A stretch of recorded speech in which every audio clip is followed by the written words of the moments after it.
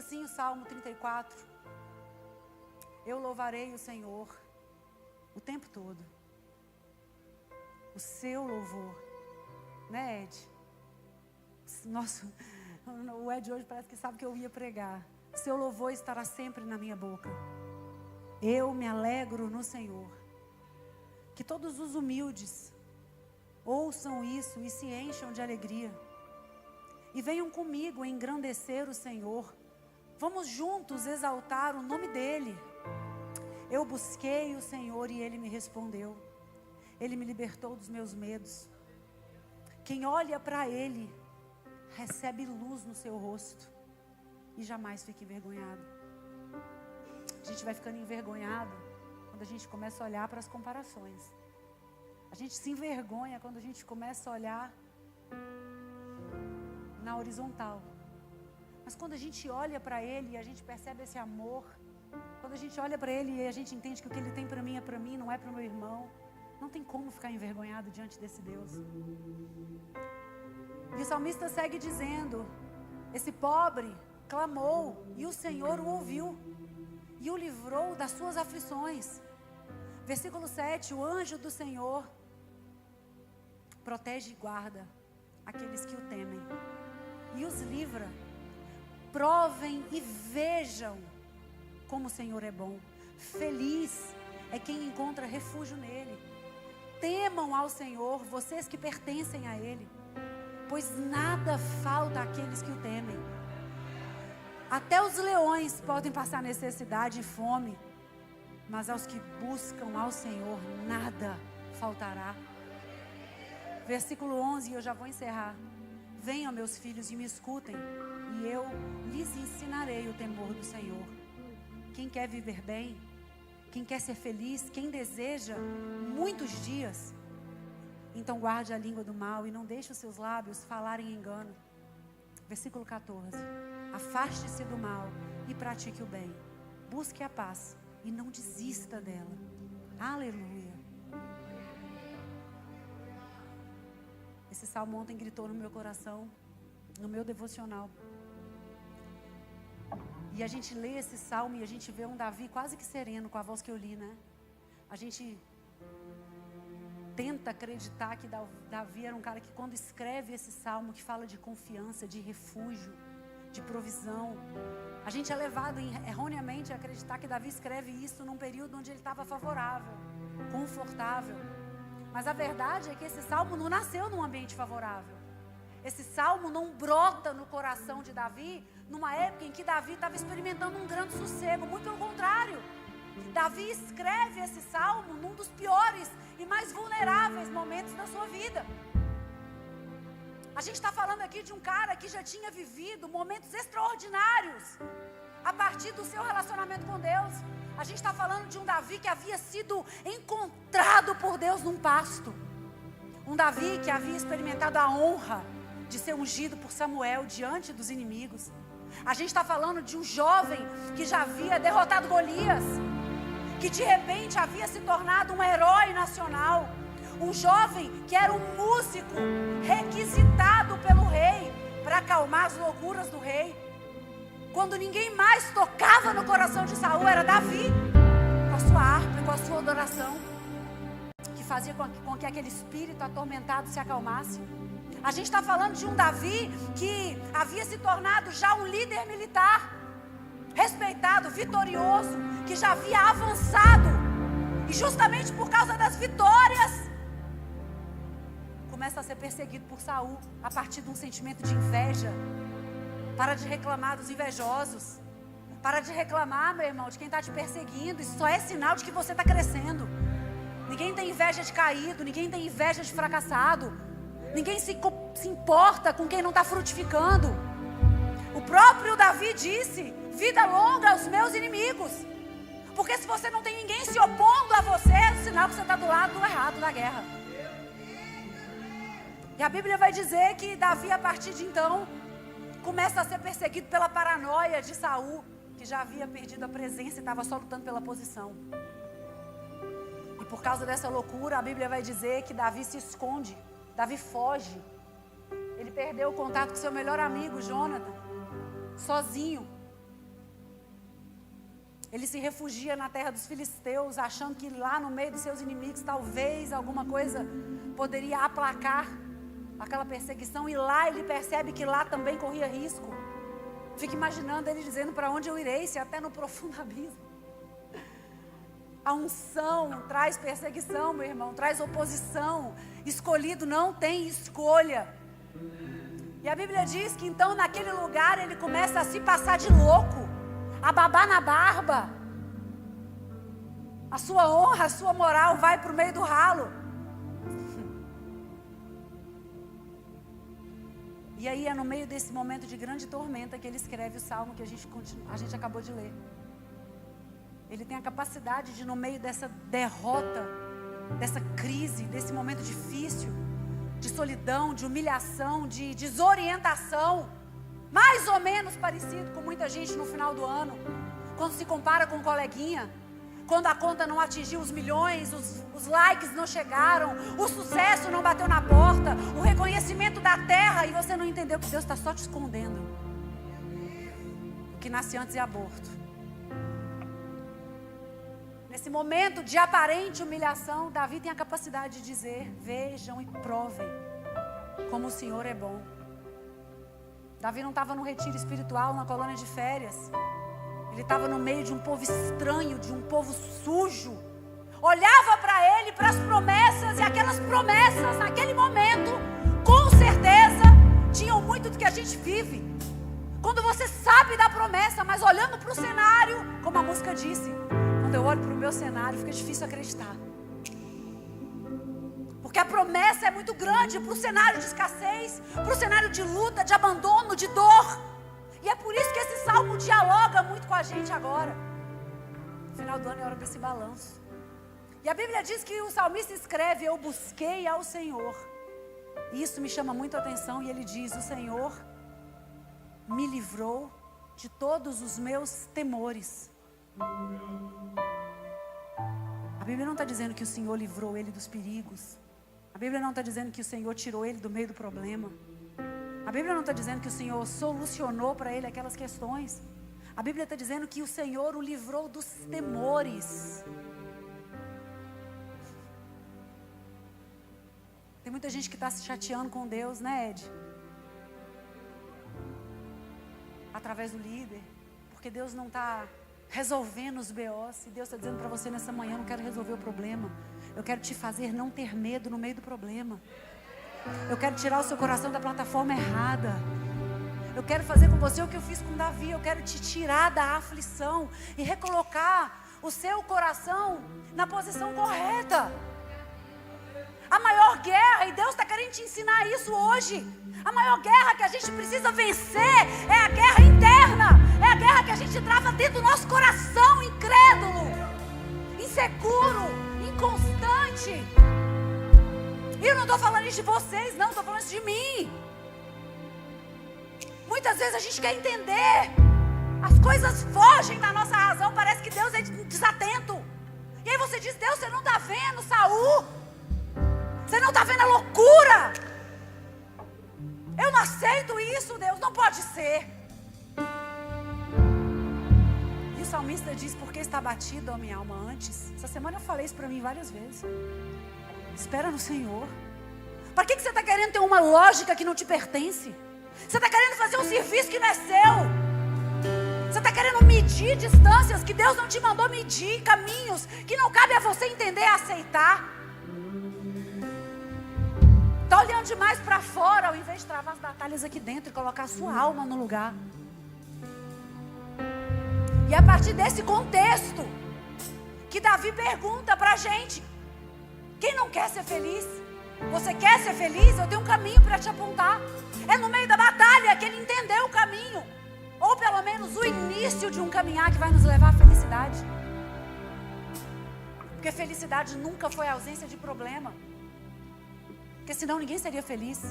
Porque até essa pessoa que está arrotando felicidade na internet, meu irmão, só Deus sabe. Quando a câmera para de gravar, o que ela não está enfrentando, os vazios, as lacunas. A gente tem que parar para prestar atenção no que as pessoas não falam quando estão falando. Não é? Porque falar, papagaio fala, mas a fala revela aquilo que não foi dito. Tem muita gente pregando paternidade com o coração órfão. Tem gente pregando riqueza, prosperidade, mas quando deita na cama não tem sono. Que prosperidade é essa? E aí a gente vai achando que felicidade é um ambiente tranquilo, favorável, sem problemas. E felicidade nunca foi e nunca será isso. O próprio Jesus disse, no mundo a gente vai sofrer. Felicidade, na verdade, ela só existe quando a gente entende que ela é fruto de práticas espirituais, de posicionamentos da alma, do espírito, do coração, de ordens que a gente tem que ir dando para a nossa carne.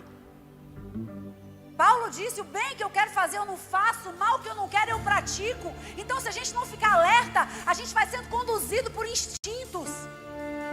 Instintos de tristeza, instintos de desejo, instintos humanos. E a felicidade vai ficando cada vez mais distante. Porque a felicidade é fruto de práticas espirituais.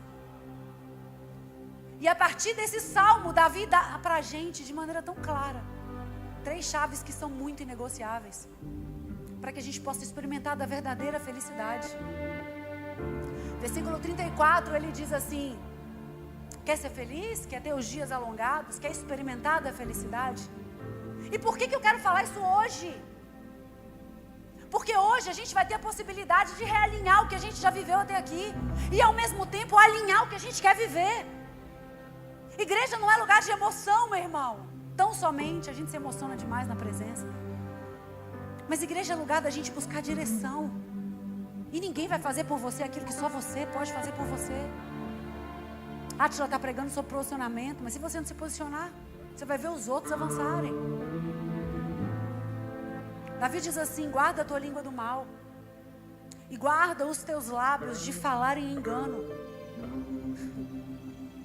Sabe por que tem muita gente que chega no final do dia infeliz?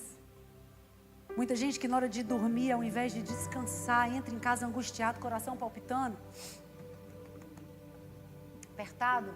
Muita gente que de segunda-feira, na hora que o despertador toca, você já fica mal, porque você sabe que você vai ter que voltar para aquele ambiente de trabalho tenso, horroroso. Muita gente que não tem paz, nem quando está de férias, está angustiado, cara no celular, nos grupos. É porque a gente não está sabendo guardar a nossa língua. A gente não está sabendo nos afastar de falas enganosas. E olha que coisa interessante, o salmista vai entregar para a gente um caminho para a felicidade. E ele não começa falando sobre atitude. Ele não começa falando sobre caráter. Ele não começa falando sobre obra. Ele começa falando sobre a boca. Porque a Bíblia diz, a boca fala aquilo do que o coração está cheio. O salmista está dizendo para mim e para você, nada do externo vai mudar enquanto o interno não for alinhado. É a sua boca que define o ambiente. É a sua boca que te dá destino. É a sua boca que estabelece caminhos que você vai caminhar. A Bíblia diz que você vai comer do fruto das suas palavras. E aí você diz, mas pastor, o que é guardar? O que é calar a boca do mal, a língua do mal? É você fazer escolhas daquilo que você vai nutrir dentro de você. É você parar de falar aquilo que não é da sua conta. Ai, pastor, eu fiquei sabendo de fulano, e aí eu tô com o coração angustiado. Azar é seu. Porque se você não foi convidado por fulano a participar, por que você está enfiando o fulano dentro da sua vida? Você vai pegando pesos e colocando para dentro, e por causa disso a língua só fala da vida dos outros, da queda dos outros, da dificuldade dos outros. Guardar a língua do mal, meu irmão, é entender. Flávio Henrique Inácio Oliveira sabe disso. Quantas vezes, pastor Flávio, eu falo, Flávio, hoje eu vou semear o meu silêncio. Eu vou semear o meu silêncio. Porque palavra é semente. Quando você aprende a guardar a sua boca do mal, é quando você entende, eu poderia retrucar, mas eu não vou. Eu poderia me justificar, mas eu não vou. Eu poderia expor, Mas eu vou semear. Eu vou guardar a minha língua. É entender o caminho. A sabedoria passa por aqui antes de chegar aqui. É por isso que tem tanta gente vomitando morte. E você não percebe que você vomita e come do vômito. E aí não tem como ser feliz assim. Quantas vezes a gente está participando de conversa que o Espírito Santo de Deus não se alegra de ver você participar? Quantas vezes a gente vai alimentando críticas a pessoas que não nos fizeram mal nenhum, estão apenas tentando recomeçar? Quantas vezes a gente abre a boca para espalhar coisas que são até verdade, mas que definitivamente não são da sua conta, não edificam a ninguém? Ou vocês acham que o salmista escreveu isso à toa? Ou tem alguma coisa na Bíblia que não tenha peso e valor? E língua do mal, meu irmão, não está falando de mentira, não. Guarde a sua língua do mal, não minta, não. Vai muito além. Não mentir é o mínimo. Vamos sair do lugar do raso. O ético é o mínimo. Guardar a língua do mal é você entender que o pior falar é o falar sem propósito. Para de desperdiçar a palavra. Qual é o teu propósito? A sua fala é o objeto maior do teu propósito. E tem muita gente que não vem na igreja porque você é crente no Instagram, mas no churrasco é um fofoqueiro. Fala sem propósito. Guardar a língua do mal é entender que o falar é espiritual. E é cotidiano, é o que você faz no trânsito, no trabalho, na padaria, com o filho, na reunião, no grupo do WhatsApp. Só que Davi não para por aí, ele fala: guarda a tua língua do mal e guarda os teus lábios de falarem o engano. É aquela palavrinha maliciosa. É aquela palavrinha que tira alguém da posição. Às vezes a pessoa dá o último suspiro de força. E a tua língua vai lá e mata o último fôlego. E Jesus não apaga o pavio que ainda tem uma fumacinha e você está apagando com a sua língua. É não ser um manipulador. É não usar da boca para distorcer as suas intenções. Certa feita eu fiz essa pergunta para uma pessoa famosa, no momento de muita dor. Eu fiz essa pergunta e disse: você me julga, nos julga pelas ações, mas você é capaz de se julgar pelas suas intenções? Sem querer aquela palavrinha que no fundo, aliás, no raso, você sabia onde você queria chegar. Ficou sabendo de fulano? Você está careca de saber que fulano já sabe de fulano, você só quer desenvolver o assunto. Essa semana eu estava estudando sobre a graça com uma preletora americana muito maravilhosa. E ela me disse algo sobre a graça que é óbvio, mas o óbvio às vezes precisa ser lembrado, e me impactou muito. Uma mulher muito de Deus, muito famosa, de muitos frutos. E ela falava que a graça, o poder da graça, aliás, a graça confronta muito os legalistas, os fariseus, os religiosos, justamente por isso. Porque a graça não nos perdoa somente por aquilo que a gente fez. Ela disse isso entrou no meu coração como uma flecha. Ela disse: antes de Jesus, antes do Espírito Santo te perdoar pelo que você fez, Ele já sondou o porquê de você ter feito há muito tempo. Por detrás de muitas meninas aí no mundo, tem meninas quebradas, carentes, feridas. Antes de olhar para a cama que elas se deitam, Jesus já sondou o coração ferido. Antes de julgar a ação, Jesus já perdoou a intenção, porque Jesus conhece cada uma das nossas dores. Isso serve para a fala, porque nem sempre é sobre o que a gente fala. Porque eu posso falar coisas lindas com um coração podre. Eu posso vomitar santidade e esconder uma soberba gigantesca aqui dentro. Só que a gente está enganando pessoas, mas para ser feliz a gente tem que andar alinhado com princípios espirituais. E o Espírito Santo de Deus já sondou tudo há muito tempo. Então não é o que você fala, é por que você fala. Como você fala. Quem se lembra de Mical? Porque a Bíblia traz exemplos desse contraste de pessoas que falaram. E antes de julgar o que foi dito, Deus já havia julgado o coração há muito tempo. A gente conhece a história de Mical. Mical é a esposa de Davi. E aí a Bíblia vai dizer em 2 Samuel, se você quiser ler em casa, capítulo 6, a Bíblia vai dizer que Davi volta. Eu já preguei sobre isso. Davi não estava se importando com nada. Ele estava apenas se importando com a presença. Ele estava dançando, ele estava feliz, ele estava comemorando diante do Senhor, mas também diante de todos os observadores. Porque desde Davi tem muita gente que só observa. Não se envolve, mas observa tudo, né? A pessoa não te segue, mas todo dia está no teu story. Não te assume, mas te consome. Nem percebe, mas está te imitando. Está te replicando. E a Bíblia diz isso, que Davi vem voltando, adorando, celebrando. E Mical estava onde? Observando da janela. Ela não está participando, ela não está discernindo, ela não está entendendo, mas ela está julgando, criticando. E a Bíblia diz que Davi chega em casa e ela olha para ele com ironia, com desprezo e diz assim: como se honrou o rei hoje? Como foi honrado o rei de Israel, descobrindo-se, desnudando-se diante dos olhos das servas, como se fosse um homem qualquer. Essa mulher está reagindo a algo que ela não entendia. Igual todo observador. O cara não sabe da sua vida com Deus, dos seus sacrifícios.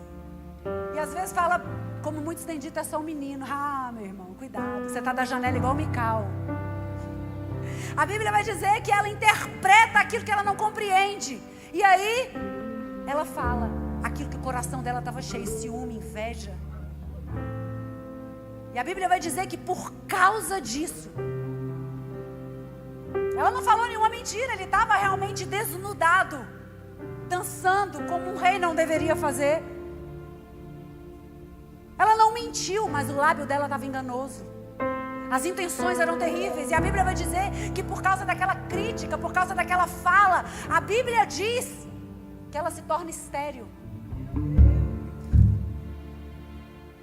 Ela cria um ambiente de desconexão espiritual dentro da própria casa, dentro do ambiente em que ela está. Ela não sabe guardar a língua.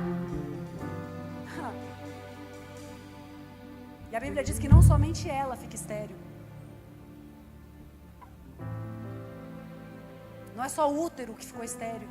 A vida espiritual ficou estéril, não tinha frutos. Porque ela foi usada para gerar desconexão. Ela foi usada para gerar frieza. Ela não entendeu que aquela palavra tinha o poder de matar o coração de um rei. E de outro lado tem também a Abigail, esposa de Nabal. Quem lembra de Abigail? 1 Samuel. Nabal, o marido de Abigail, tinha insultado Davi. E Davi descobre e fica furioso, afinal de contas ele era o rei. E a Bíblia diz que Davi se programa para acabar com a vida de Nabal. E aí no meio do caminho tem um quem? Uma Abigail. Aí a Abigail chega diante de Davi com sabedoria, com fala de paz.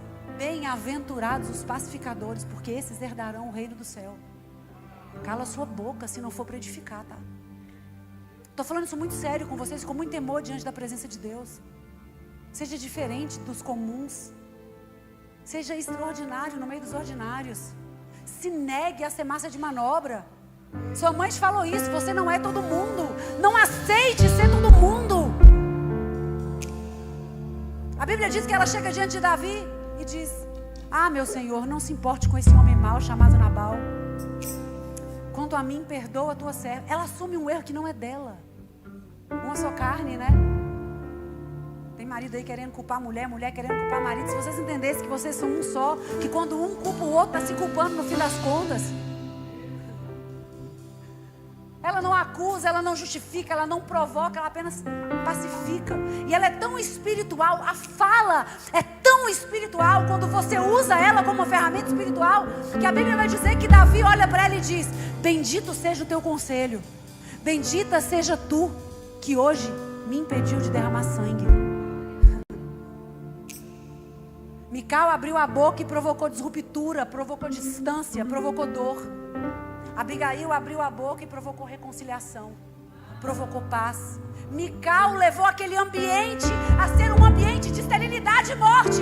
Abigail leva o ambiente a um ambiente de restauração. Qual é a estrada que você quer caminhar a partir daquilo que sai da sua boca? Porque tem dias que sem querer a gente age igual Mical. Abre a boca sem pensar, sem entender, sem discernir. Enquanto Deus está chamando a gente para ser a geração de Abigail. A geração que abre a boca com sabedoria, para apacentar, para desarmar, para acalmar. Está todo mundo engatilhado aí, meu irmão. Está todo mundo engatilhado. Fê, solta o bagulho aqui, ó. A segunda parte da fórmula da felicidade, o segundo pilar, está lá no versículo 14. Isso aqui é profundo. E eu já vou terminar, prometo. Quem está cansado de me ouvir já? Ai, gente, eu empolgo, eu começo a falar demais. Aí eu começo a correr. O segundo pilar é: aparta-te do mal e faze o bem.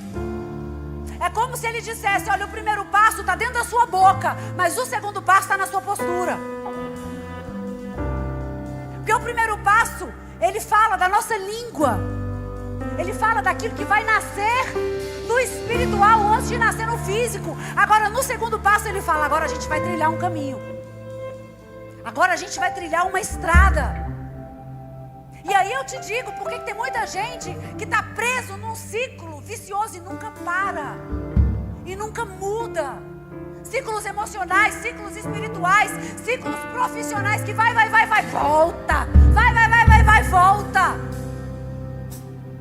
E eu estou falando para vocês aquilo que Deus falou para mim, tá? Não estou vomitando regra, não. Todos nós, em algum momento, erramos nisso aqui. Em tudo isso aqui. Muita gente que começa o ano dizendo: Senhor, eu quero viver um novo, eu quero que 2026 e lá, e quando chega no dia 30 de novembro, está vivendo o mesmo padrão, está preso às mesmas crises. No fim do dia está esgotado, está acabado, está drenado, não avança. É porque a gente não está sabendo se apartar do mal. E quando eu falo apartar do mal, eu não estou falando nem do demônio com chifre, e nem desses pecados que todo mundo já sabe quais são, que os crentes inclusive têm como os pecados de estimação. Aqueles que a gente gosta de falar na internet porque lacra. Eu não vejo pastor vomitando na internet que não dá para ser vaidoso. Eu não vejo religioso falando: olha, eu quero alertar vocês que a soberba é um pecado horroroso. Só fala das mesmas coisas, né? Porque dá ibope. Da vaidade, da arrogância. Enfim. Aquele que está de pé. Quando a gente fala apartar do mal, é muito mais simples, muitas vezes é um discernimento de lugares, é a gente se afastar de ambientes que Deus já falou pra gente que a gente não queria estar. Se afastar do mal é muitas vezes a gente sair de conversas que contaminam, que afastam do propósito, que invadem os nossos valores. Esses dias eu vi o marido da Fernanda, esqueci o nome dela, que é bonitona, Hilbert. Nem sou fã deles, nem lembrava mais deles, na verdade, parou de fazer novela, né? Detestava o programa dela na Globo, mas enfim. Ela falando que o marido dela saiu, parou de conviver com os amigos depois que casou. Os ímpios estão sabendo se apartar do mal e os crentes estão achando que está tudo bem. E aí você vive ciclos por isso, porque você quer ser crente, mas você não consegue se afastar daquilo que te afasta de ser crente. E eu não estou falando que você não pode ser crente, eu não estou falando de religiosidade, eu estou falando de um discernimento interno. Deixa eu falar para vocês, na minha casa eu sou a única convertida, tá? Ainda. As fotos da minha família estão lá no meu projetando. Meu pai está aqui, meu pai sabe disso. É bom pregar perto do pai, né? A gente não pode pisar na bola que ele vai falar: ô Giovanni, você falou mentira. Mas eu não vou falar, então meu pai está aqui. Minha família não é de convertidos. O ambiente da minha casa é de não convertidos, que muitas vezes são mais crentes que os que falam que é crente. Não tem ninguém mentindo lá, não tem ninguém fazendo besteira. Só falta mesmo fazer a declaração pública. E eu nem julgo, porque eu era assim, eu tinha ranço de crente.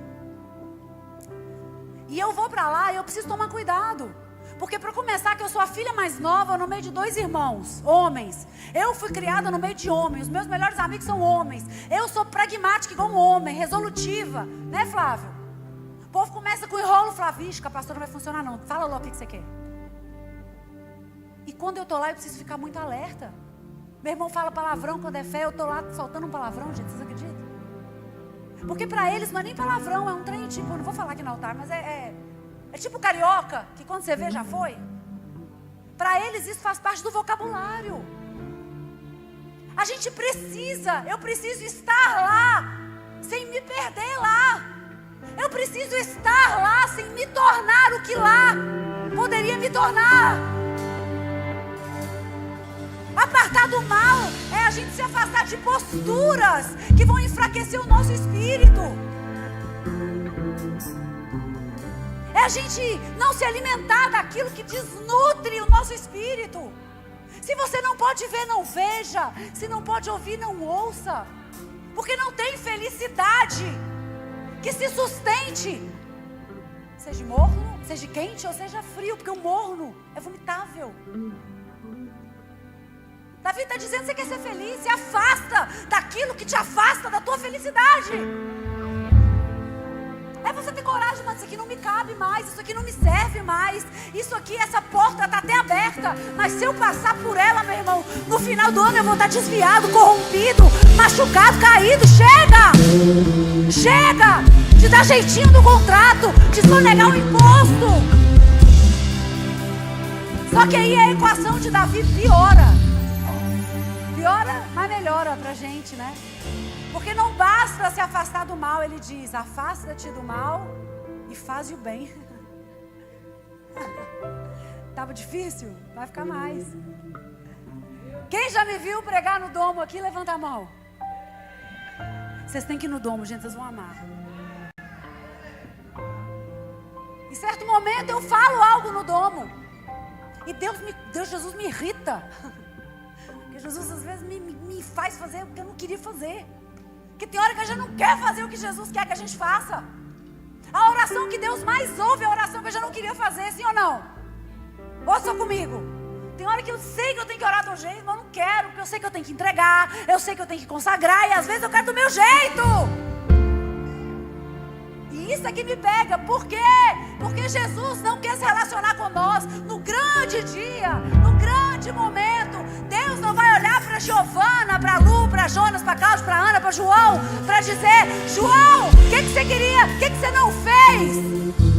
Aí você vai dizer: ah, Jesus, eu queria ter matado, mas não matei. Eu queria ter me prostituído, mas não me prostituí. Eu queria ter odiado e eu não odiei. E Jesus vai dizer: mas e aí, o que você fez?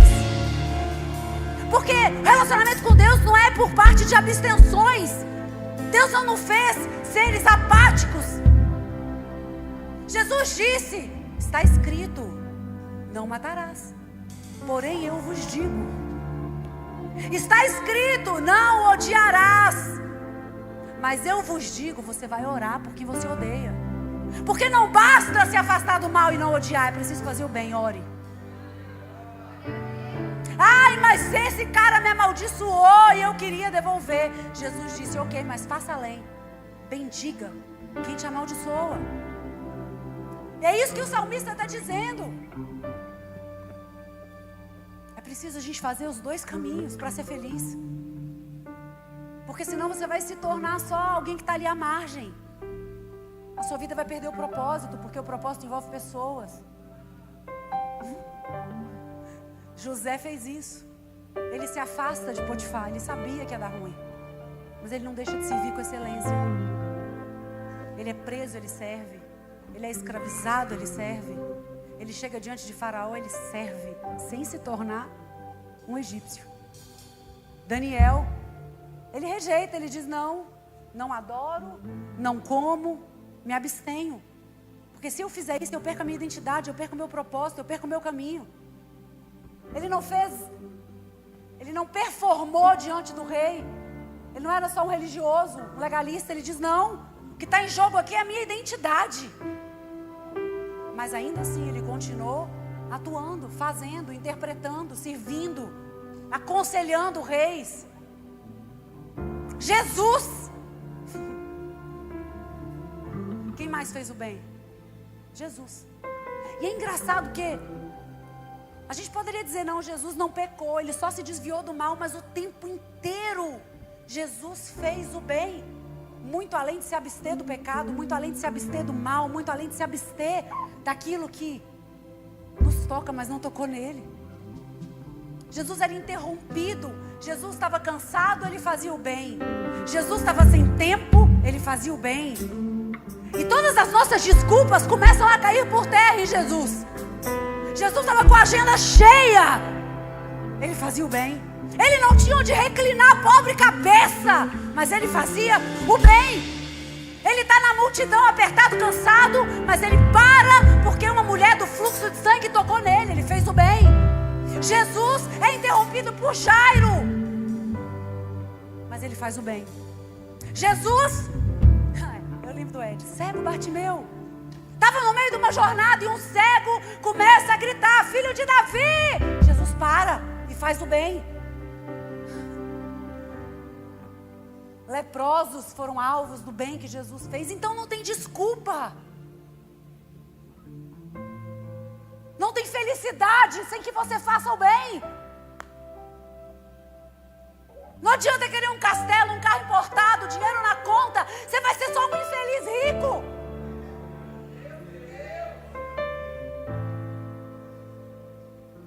Quem só se afasta não frutifica.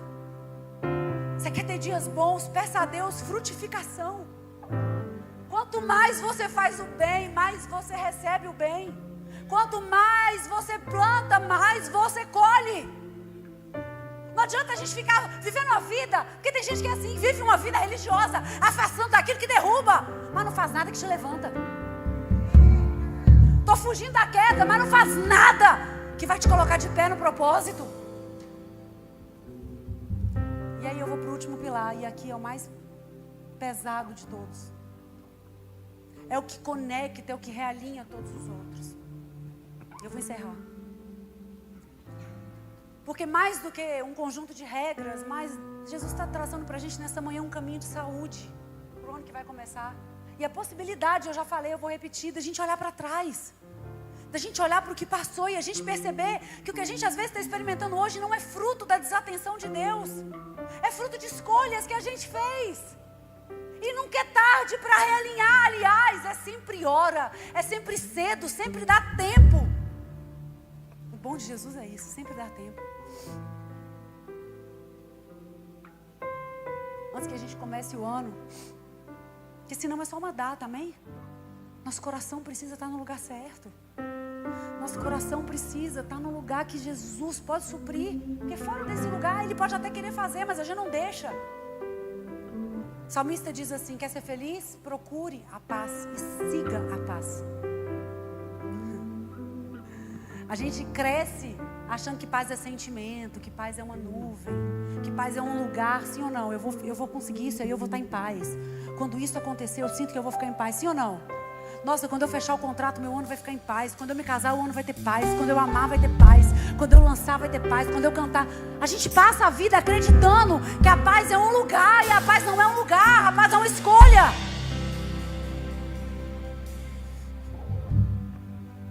Porque se for diferente, já está escrito na Bíblia, espere a paz. Aguarde a paz. Mas está escrito, procure a paz. Busque a paz. Vá atrás da paz. Corra na direção certa da paz.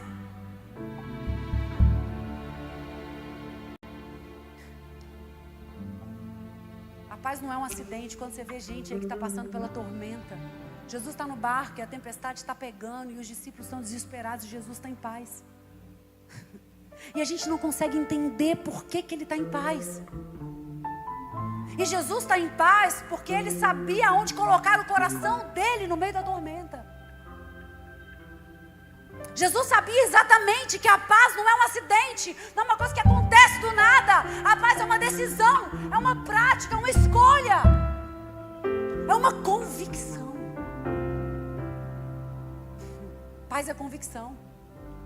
Aí você vai dizer pra mim assim, ai Gi, você não conhece a minha vida, se você soubesse que eu enfrento, se você soubesse a minha rotina, a hora que eu acordo, a hora que eu durmo, como é que é a minha casa, meus filhos, meu marido, a crise que eu vivo, o momento que eu enfrento, eu perdi tudo, eu fui traída, abandonada, meu filho é atípico, meu marido não ajuda, ai que não sei o que BBB, sabe o que você está fazendo? Escolhendo pegar todos os seus problemas e colocar dentro de você, e aí pesa mesmo. Se eu contar pra vocês o meu rolê, meu irmão, muita gente aqui não aguentava. Na moral, não aguentava. Mulher, então. Mas mais uma vez eu preciso te dizer. Jesus disse: a minha paz eu dou pra vocês.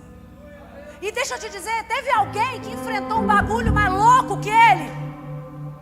Porque Jesus enfrentou morte, Jesus enfrentou traição, Jesus enfrentou doença, Jesus enfrentou perseguição, Jesus enfrentou abandono, Jesus enfrentou solidão, Jesus enfrentou vergonha, Jesus enfrentou injustiça, Jesus enfrentou todo o cenário que você pode argumentar que vive. E ele encerra dizendo: a minha paz eu te dou. Em que momento da Bíblia a gente vê Jesus tribulado? A Bíblia é cheia de afirmações, de garantias acerca da paz. E não a paz que ele tinha, a paz que ele era. Em João capítulo 14 ele diz: a minha paz eu dou, não a paz que o mundo dá. Essa paz condicionada a tantas coisas. Se ele está dando é porque ele tem. Se ele está entregando é porque ele possui, é porque ele conquistou, é porque ele entendeu, é porque ele viveu, é porque ele fez. Todas as vezes que ele enfrentar uma grande dificuldade, um grande problema, a Bíblia vai dizer que ele ia ao Pai em oração. Jesus está dizendo: eu vivi como homem, eu sei como é, e eu conquistei, então eu conquistei, eu dou para vocês. Isaías, ele é chamado de príncipe da paz. Lucas, barco afundando, a Bíblia diz que Jesus dormia. Já falei isso. Quem é que dorme no meio da tempestade? Quem entendeu que a tempestade não define o cenário. Mateus 26, está no Getsemane. O cara ia morrer, estava sangrando sangue. Manda os camaradas orar por 3 horas. Os infelizes dormem. Na hora de ir embora, Jesus passa e diz: levante-se e vamos. Ele estava com dor, e a paz, meu irmão, está muito acima da dor. A paz não nega a dor. Dá para você estar em paz mesmo arrebentada de dor. Se você colocar o seu coração no lugar certo, a paz vai governar a sua dor. Por isso que eu disse no início: para de ser instintivo. Para de deixar que os seus sentimentos te governem. A paz governa qualquer circunstância. Quando a gente começa a procurar a paz, a gente começa a entender o que está lá na Escritura: lancem sobre mim todos os seus problemas, porque eu tenho cuidado de vocês. Você está achando que é seu emprego que te cuida? É seu salário que te mantém? Claro que isso é na vida real, a gente vive disso. Mas deixa eu te falar, Jesus cuida do seu emprego. Jesus cuida da sua saúde. Lancem sobre Ele as preocupações. Senhor, o que eu pude fazer eu fiz, mas o que eu não posso, só o Senhor pode. E eu sei que o Senhor é fiel. Eu sei que o Senhor é um Deus de obras completas. Parece que a gente está querendo animar público, e a gente está fazendo declarações proféticas aqui na igreja. Está faltando a gente aprender a inverter a ordem da vida. Porque a gente perde a paz porque olha para os problemas. Ai, mas o meu trabalho, meu irmão. E se ao invés de reclamar do trabalho, você começasse a agradecer porque você tem um trabalho? Ai, mas eu estou com dor de cabeça. Que bom que não câncer. Ai, mas o meu filho é muito trabalhoso. Que bom que você tem um filho vivo, né? Porque a mãe essa semana levou o menino no hospital, deram remédio errado, ele morreu. Aí perde a paz porque bota o coração na desgraça do mundo imperfeito, no mundo caído. Ai, mas o meu marido é gostoso. Poxa, que bom que você tem um, né? Porque poderia estar sozinha fazendo essa jornada sem ninguém. Se é feliz até que você tem um marido ruim para reclamar. Ai, ai. Paulo disse em Tessalonicenses: em tudo dai graças, porque essa é a vontade do Pai.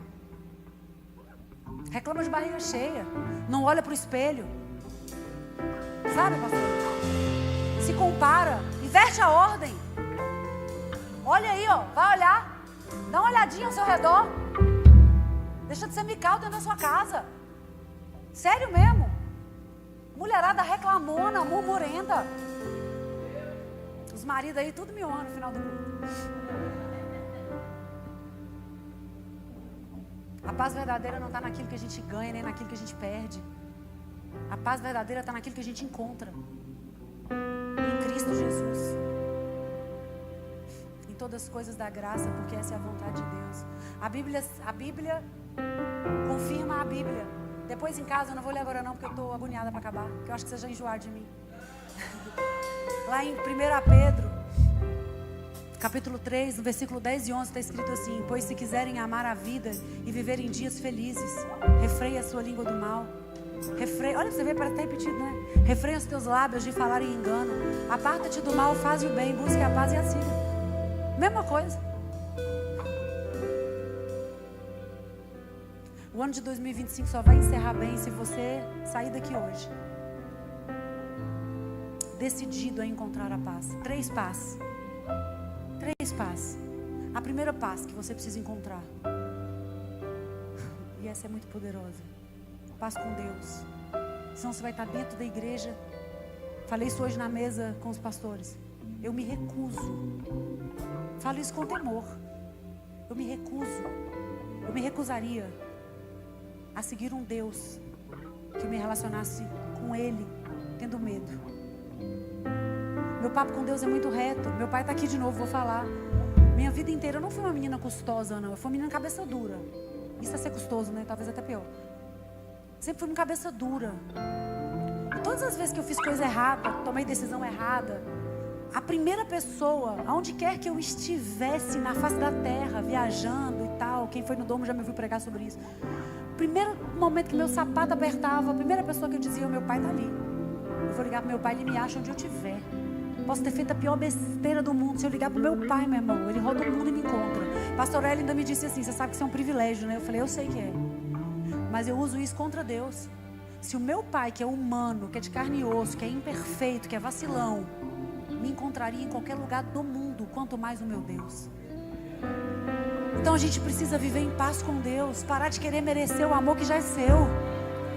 Parar de querer definir um relacionamento de barganha. Tem muita gente se afastando de Deus porque está com medo de Deus, porque acha que Deus pune quando você erra, porque você vive com medo de Deus te abandonar no seu chamado, porque você não foi a performance perfeita, porque você caiu, porque você errou. Deixa eu repetir: antes de olhar o que você fez, Deus vai olhar por que você fez.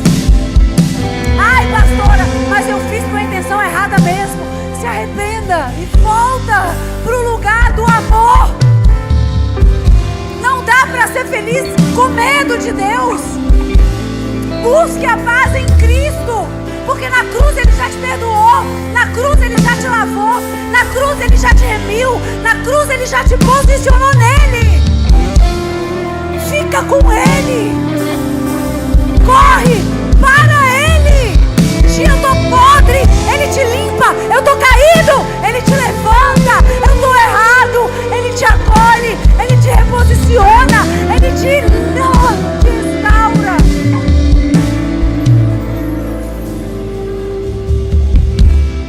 Não dá pra começar 2026 sem ter paz com Deus e nem terminar 2025.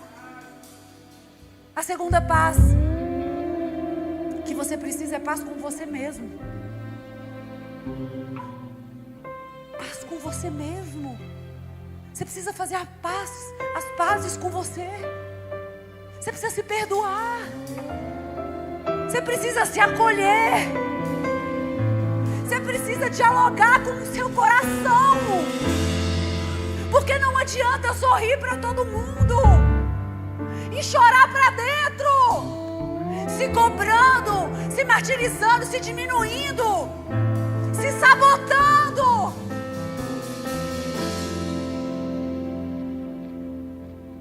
A gente é pior do que o diabo para se acusar. Rapaz, o diabo não me acusa pior do que eu. Antes do diabo me acusar, eu já fiz 30 vezes pior. Mas como é que eu vou ser feliz se eu não me acolher? Se eu não me entender, se eu não me perdoar, se eu não conversar com a menina que mora aqui dentro? Quer ser feliz? Corra atrás da paz, encontre a paz, aceite a paz, receba a misericórdia. Porque que Cristo conquistou a misericórdia a gente já sabe. O problema é que a gente não consegue receber isso dele. A gente quer merecer. A gente se cobra, a gente se esmaga. Deus está mandando eu te dizer: receba a misericórdia, receba perdão, receba compaixão, faça as pazes com você nessa manhã. E por último, paz com o próximo. Quer ser feliz? Busque a paz com o próximo. Porque se tem algo que prende a gente, que amarra a nossa felicidade, que destrói o nosso destino, é a falta de perdão, falta de reconciliação, falta de alinhamento. A gente vai se entupindo de orgulho, a gente vai se entupindo de razão, a gente vai se entupindo e a gente vai se distanciando de pessoas que a gente queria ter perto. Dê o primeiro passo, abandona o orgulho. Ah, mas e se eu for atrás e me rejeitar? Ninguém perde por dar amor, perde quem não sabe receber. Se é importante pra você, ai, cuspi. Nossa, cuspi bom. Se é importante pra você, reconcilie-se. Vai atrás. Não tem como ter paz sem pedir perdão, sem entregar perdão, sem se reconciliar.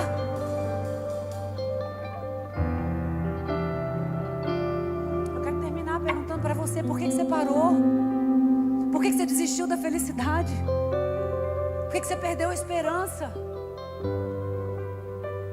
Por que você está achando que a vida tem que ser um martírio? Davi está te dizendo nessa manhã: você quer ser feliz? Tem jeito de ser feliz. Tem um caminho para a felicidade.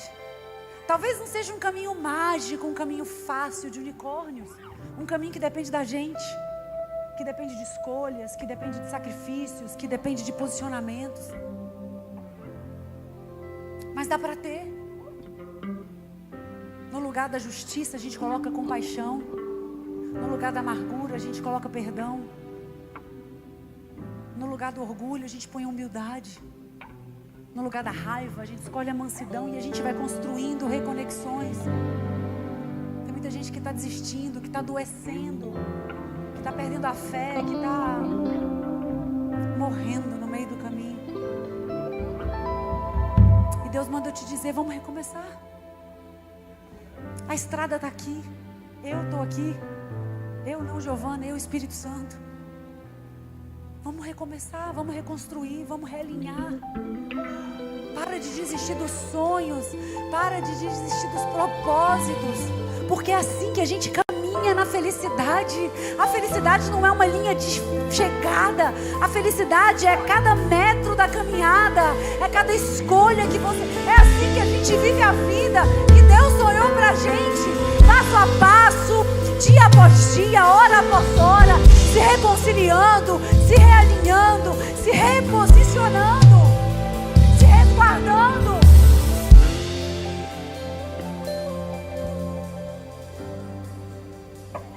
E quando a gente menos espera, a gente está feliz.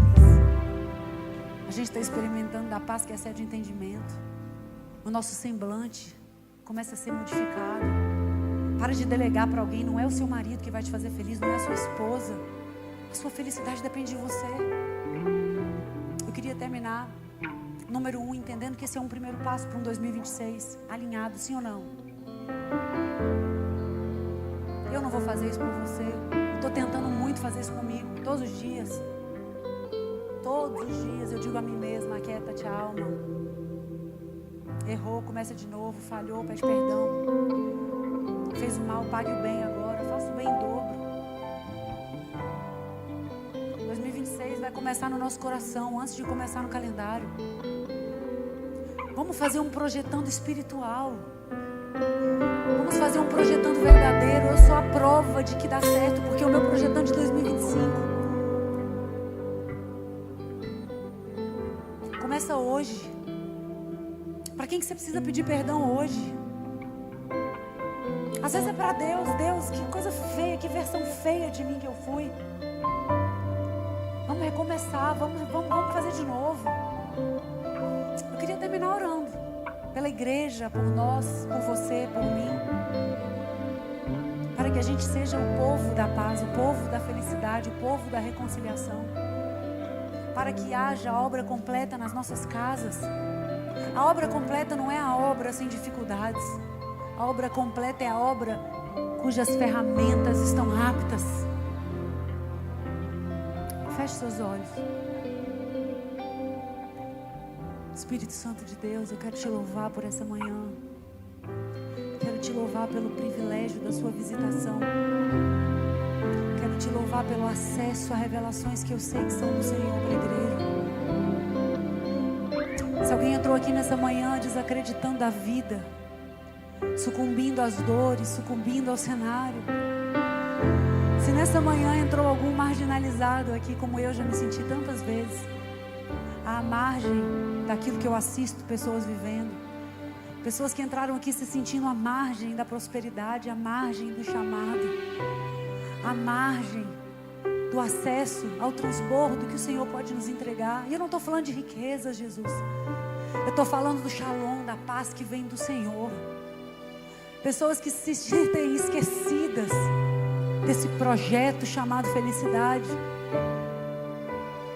Pessoas que acreditaram que a felicidade não era para elas, que o diabo tem tentado convencer de que elas vão morrer somente assistindo à felicidade dos outros.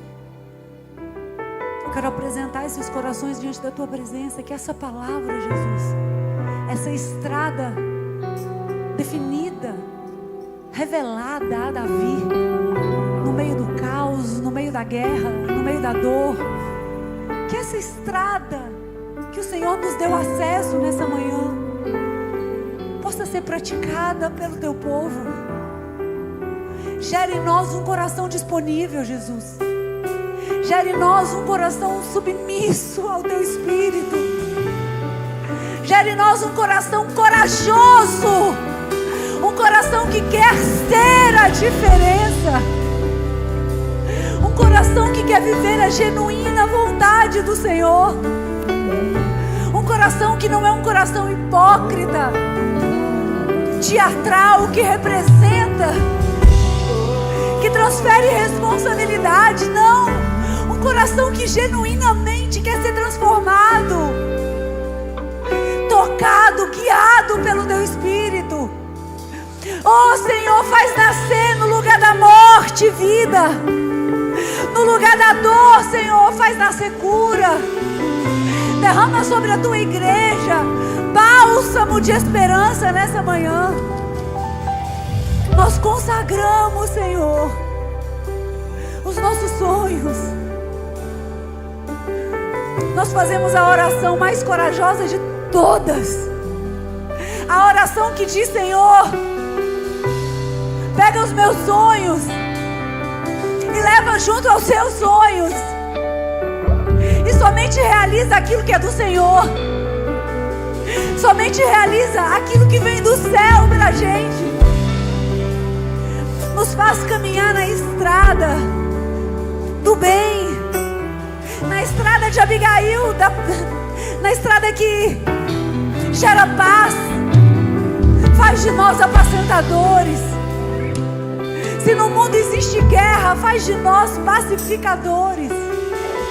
Se as pessoas estão matando, nos ensina a ser instrumento de vida, porque a felicidade vai ser construída nessa estrada, em que a gente faz escolhas positivas, mas também a gente tem ações que causam bem. Estabelece o nosso coração na plataforma do teu amor, na plataforma da tua palavra, porque esse é o lugar da paz. Tira de nós os pesos da reclamação, da murmuração, e coloque em nós a paz que só Jesus pode dar, a paz que brota na gratidão. E acima de tudo, Senhor, gere em nós o espírito reconciliador, que cada Cada pessoa que entrou aqui nessa manhã se sentindo acusada, diminuída, encontre a paz. Deus está te dizendo nessa manhã: eu te dou a minha paz. Receba a paz do meu perdão, a paz da minha misericórdia. Eu não estou preocupada com o que você fez, eu te chamo pelo que você é. Se entrou alguém aqui querendo desistir, Deus manda te dizer: não é hora de desistir. Eu posso te reposicionar, te recolocar. Tudo aquilo que você perdeu, eu posso te restituir. Eu já fiz isso com Jó. Eu não tenho dificuldade, eu só não quero te perder. Que a gente saia daqui, Senhor, com o coração disposto a caminhar na missão, a ser genuíno na fé, a pedir perdão. Pedir perdão não é vergonha.